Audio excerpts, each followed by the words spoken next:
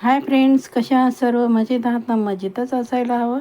आज आपण खूपच युनिक रेसिपी पाहणार आहोत. दुधामध्ये ब्रेड घालून तर पहा. सर्वप्रथम अर्धा लिटर दूध घेतलं, त्यामध्ये काजू घेतले 10 ते 12 आणि माझ्याकडे ब्रेड शिल्लक होता. मी तो ब्रेडचे स्लायसेस त्यामध्ये घालून घेतले आहेत. खूप छान अशी युनिक रेसिपी आहे. व्हिडिओ स्किप न करता पूर्ण व्हिडिओ पाहायचा आहे, म्हणजे तुम्हाला कळेल की किती सुंदर आणि टेस्टी अशी आपली रेसिपी तयार होत आहे मैत्रिणींनो. हे बघा, आणि एक निवेदन आहे की आपण अजूनही माझ्या चॅनलला सबस्क्राईब केलं नसेल तर पटकन सबस्क्राईब करून घ्या. छानशी कमेंट करा आणि शेजारचं जे बेल आयकन आहे ते प्रेस करायला अजिबात विसरायचं नाही, जेणेकरून प्रत्येक येणाऱ्या व्हिडिओचं नोटिफिकेशन तुम्हाला सगळ्यात अगोदर मिळेल.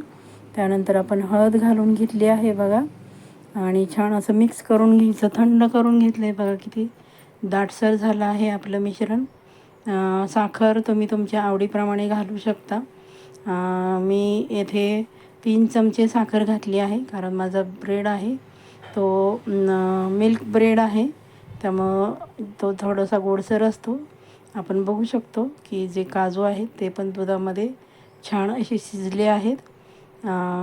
हे बघा, दाखवते ते मग बघा तुम्हाला. बघा, छान शिजलं आहे. आपण आता ते मिक्सरच्या जारमध्ये आपण ट्रान्सफर केलं आहे. त्यानंतर आपण सुंठ पावडर घेतली आहे फ्लेवरसाठी, आणि वेलची पावडर पण घालणार आहोत. त्याने पण खूप छान असा स्वाद येतो बघा आपल्या रेसिपीला. त्यानंतर माझ्याकडे फ्रेश क्रीम होतं, थोडंसं दूध मिक्स होतं त्यामध्ये, आपण ते पण घालून घेतलं आहे. बघा किती छान असं दाटसर आपलं मिश्रण तयार झालं आहे बघा मैत्रिणींनो. त्यानंतर मी माझ्याकडे डब्बा होता प्लॅस्टिकचा झाकणाचा, त्यामध्ये अशा प्रकारे ट्रान्सफर करून घेतला आहे. जास्त प्रमाणात होतं, आपल्याला ते दाटसर दिसतं पण मिक्सरला फिरवल्यानंतर बघू शकता आपण. अशा प्रकारे आपलं मिश्रण तयार झालं आहे. मी त्यानंतर माझ्याकडे छोटा कप होता आईस्क्रीमचा, त्यामध्ये पण घालून घेतला आहे. खूप छान आणि असं घरगुती साहित्यातील आपण आईस्क्रीम बनवत आहोत. लक्षात आलंच आहे तुमच्या की आपण आईस्क्रीम बनवत आहोत. त्यानंतर आपण त्यामध्ये ड्रायफ्रूट्स घालून घेणार आहोत. माझ्याकडे जे आहे ते मी घालून घेतले. काजू, बदाम आणि पिस्त्याचे मी स्लायसेस केले आहे, छोटे छोटे पीसेस, आणि ते त्यामध्ये आपण घालून घेणार आहोत. खूप सुंदर आणि घरच्या साहित्यातील, आणि टेस्ट म्हणाल ना तर एक नंबरच होते मैत्रिणींनो.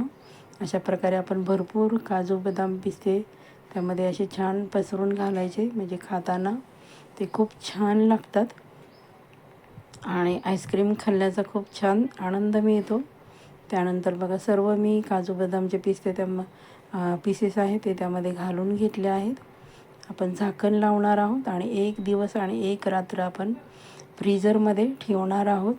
खूप सुंदर आणि खूप छान असं सॉफ्ट असं आईस्क्रीम तयार होतं. छान बघा, आपण फ्रीझरमधून काढलं आहे, बघू शकता आपण किती सुंदर दिसत आहे.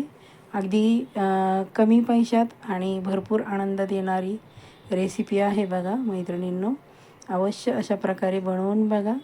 हे बघा किती सुंदर असं दाटसर झालं आहे. बाजारात मिळतं की नाही त्याच्यापेक्षा पण सुंदर असं आपलं आईस्क्रीम, जे की आपण ब्रेड घालून बनवलं आहे.